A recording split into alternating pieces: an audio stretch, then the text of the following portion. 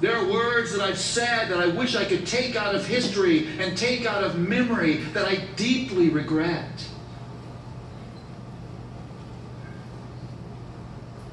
Because that destructive thing still lives inside of me. The DNA of sin is selfishness. That means sin is antisocial in its fundamental form. Here's the third thing. That means it will cause you to dehumanize that other person in your marriage. It will cause you to dehumanize that other person in your marriage. You say, Paul, what in the world does that mean? It means this, that your spouse quits being the object of your affection. They get reduced down to being a vehicle or obstacle. If they're a vehicle helping you get what you want, you love them. You thank God that they're in your life. Cards and flowers, maybe an occasional box of chocolate. But if they stand in the way of what you want, you're spontaneously irritated and you lash out. I mean, think about this. Have you ever had someone give you the silent treatment? Because somehow, some way, you got in the way of their sovereign plan. And you say to them, "My, you're quiet." The person says, "Is it a sin to be quiet?" That's a clue. You say, "I think we need to talk." They say, "I don't want to talk right now." You say, "I think you're angry." They say, "I'm not angry. It makes me so mad when you accuse me of being angry. I'm just being quiet, and I would suggest you be quiet too." "I think we need to talk." "You do not want to talk to me right now." Now, what's happened there? This person has gotten in your way, and you're not going to stab a knife in their chest, but you'll ascend to the throne of God and act as if that person is dead for as long as it takes you to satisfy your vengeance. Pretty ugly. Or maybe you're the wife in the marriage and your husband did something that hurt your feelings as he left the house in the morning, and you're now making dinner for him anyway, although you don't think he deserves it, and you're slamming the pans around. "I can't believe he would treat me that way." All of a sudden, making dinner has gotten more percussive. Boom, boom, boom. And you want him to come in the kitchen and say, "Is there something wrong?" And you're thinking, "Are you an idiot?" Now, if you pay attention, you can see how universal this is and how young this selfishness operates. I was a kindergarten teacher for 4 years. I used to say it was the 4 longest years of my life. But it really wasn't. They were 4 wonderful years because I was finally, by God's grace, with a group of people I could relate to. And it was an all-day kindergarten, so the very first day of every year, the very most exciting thing on the very first day was lunch. Because for the first time, these children who had chosen a very special lunchbox that they wanted were carrying with them their portable cuisine without their parents. And I had made cubby holes for all of them to put their lunch boxes in, and I lined them up in a single file line to get their lunch box, and we were sitting around this long table, all of us together. I was thinking we were going to experience kindergarten lunch bliss. I told them not to open their lunch boxes till I had prayed. I prayed, and they immediately tore into the lunch boxes. Billy's sitting next to Susie, and he immediately looks at Susie's lunch and says, "My lunch is better than your lunch." Now, why would he say such a thing? It's not enough for Billy to have the bestest lunch in all of kindergarten. That's what he wants. He wants to have the best lunch. It's not enough for him to have a lunch that his mom and dad had provided for him. And he looks at Susie's lunch and he says this, now holding up this beautiful, plump, fried chicken leg in a plastic bag. He looks at Susie's lunch and says, "Peanut butter, ooh." Susie burst into tears because she now knows she has parents who don't truly love her. And all of a sudden, everybody's comparing lunches with everybody else, and half the class is crying. Billy's still holding up his chicken leg. It's the Trump lunch. I don't think he'll ever eat it. He'll carry this for weeks.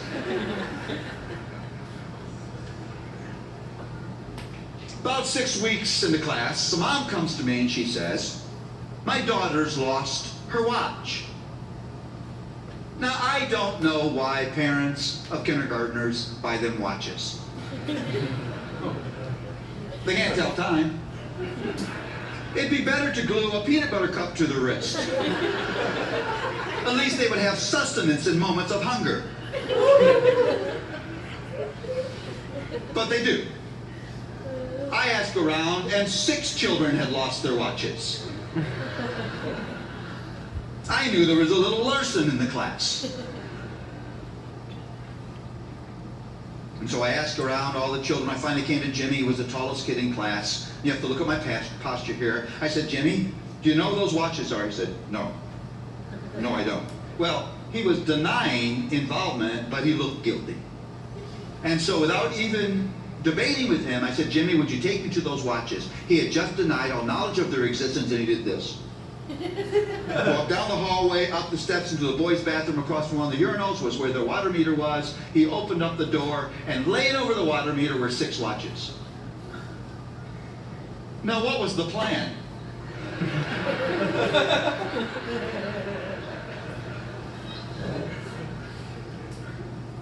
I'm going to fence him to a 3rd grader? You see, Jimmy couldn't abide somebody having something he didn't have. Listen, envy is always shockingly selfish. About 6 months in the class, Mom came to me and she said, "My daughter's having a birthday this week. I would love to be able to use the classroom for a birthday party." I said, "That's fine, as long as you invite all the children in the class." She said, "I'd be glad to do that." Well, that day I occupied the children while she turned that classroom into birthday kingdom. We walked into that classroom and we were sitting along the same table, and at the end of the table was the seat for birthday girl, and there was this big pile, inordinate pile of gifts in front of her. Around everybody else's seat was a bag of party favors. 2 Tootsie Rolls, 2 pieces of gum, a lollipop, and a plastic whistle. The purpose of party favors is to remind you it's not your birthday.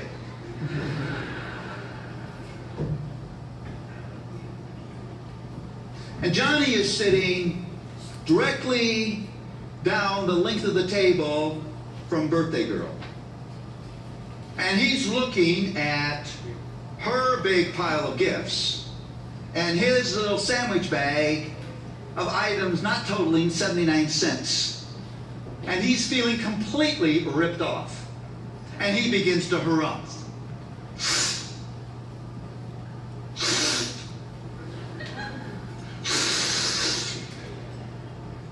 Well, there's a mother who had enough of him harumping, and she walked the length of the table and she turned Johnny's chair toward her. She knelt down in front of him. She looked him face to face and she waxed theological. She said this, "Johnny, I want you to hear what I'm about to say.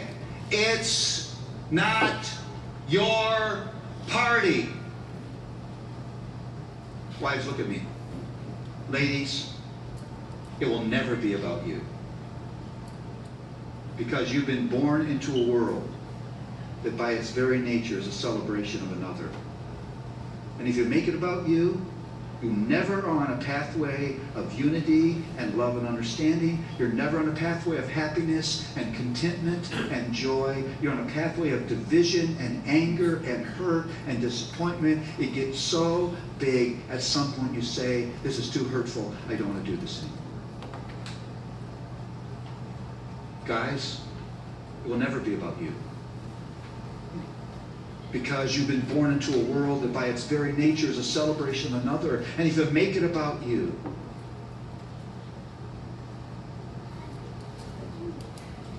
you'll be angry and impatient and disappointed and hurt. you'll back away and you'll live in coldness. How many marriages live in a state of marital detente? The sweetness and the closeness is gone. Oh yeah, you're still married, but you're actually in an anti-relationship way of having a relationship. How tragic. How tragic.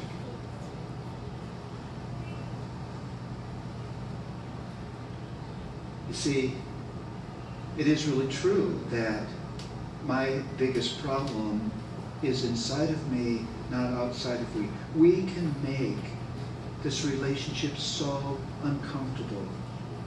We can be so impatient. We can be so easily irritated.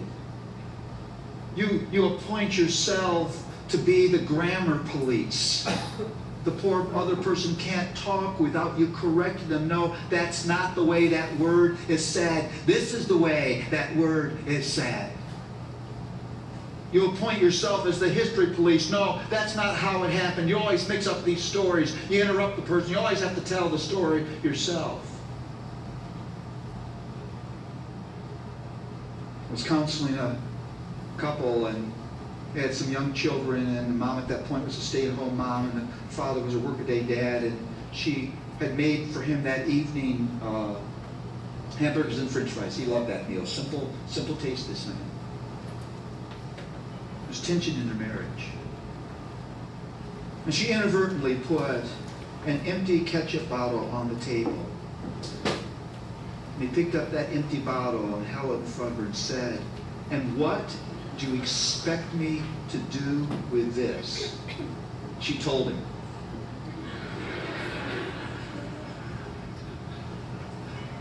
Or sometimes you're so prickly and impatient, the other person can't even serve you without criticism. I have an eye condition.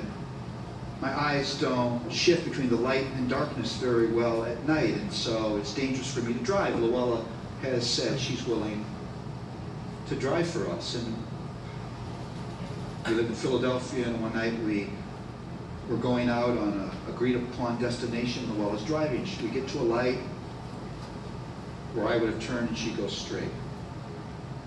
I can't leave that alone. I say, "Where are you going?" She says, "This is the way I go." I said, "I think it's the wrong way. You know, the shortest distance between 2 points is a straight line." She says, "That's why I didn't turn."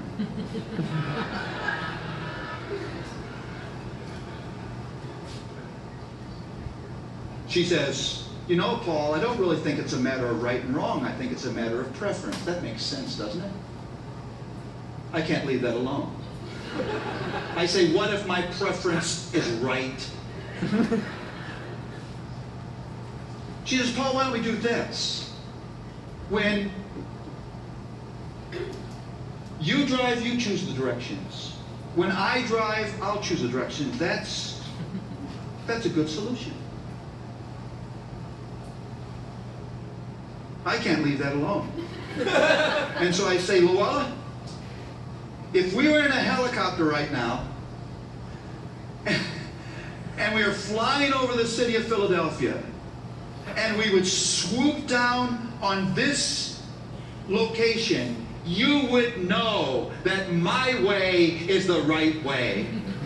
Luella looks at me and says, "Paul Tripp, I don't think a helicopter is what you need right now."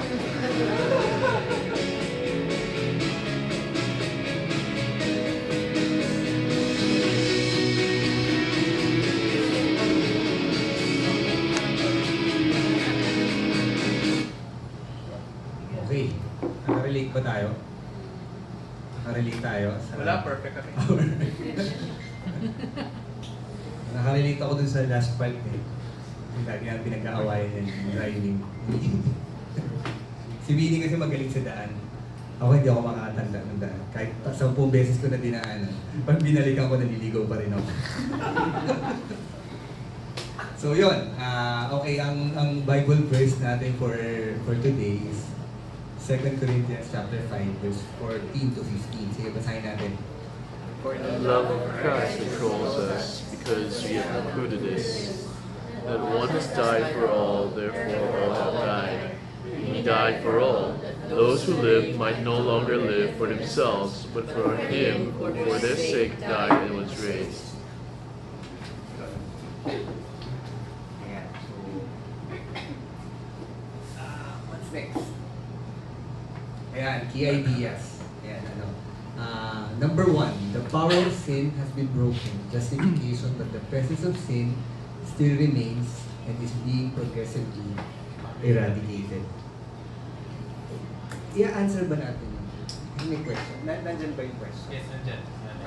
Okay. So, sa review. So, we go through muna the key ideas. Sige. Let's go through the key ideas.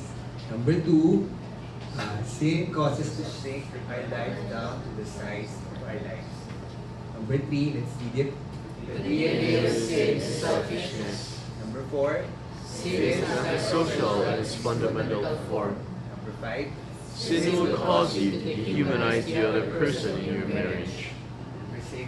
You have been born into a world that, by its very nature, is a celebration of another. Ang ganda, no? Ganda yung mga key ideas na, no? Hindi, totoo, talagang hindi ko mapigilan sabihin yun, kasi maganda talaga eh. Yung key ideas niya, very enlightening, or talagang it hits you eh, no? It hits you. Very Westminster Larger Catechism. Very Westminster Larger Catechism. So yan yung anime. So we have some review questions after yan. Sagutin natin ito for the believer, what is the difference between the power of sin and the presence of sin? Medyo theological na tayo dito. So ano daw yung difference between the power of sin and the presence of sin? Ayan. So who wants to answer? Magagalit si Campo pag hindi natin nasagot to. medyo may konting relation sa kanina ng justification, sanctification, medyo may konting touch of that. So ano ba yung difference niya? Power of sin. Ano ba yung power of sin compared to the presence of sin? So who wants to answer? Walang right or wrong answer. So sagot lang kayo, pero so, si Campo. Hindi, actually may right or wrong answer, syempre. Pero we will not condemn you for that. It's a matter of preference, di ba? Sabi Paul Tripp. So, ano ba, power of sin? Ako, nung inisip ko rin to, nung ginotro ko yung lesson, sabi ko, yung unang pumasok sa mind ko, parang hindi accurate. But anyway, kayo muna, bago na yun sa akin. So, what's the difference? Power of sin, presence of sin. Pag Yes. believer ka na, you can say no to sin, but Yeah. you are still a sinner.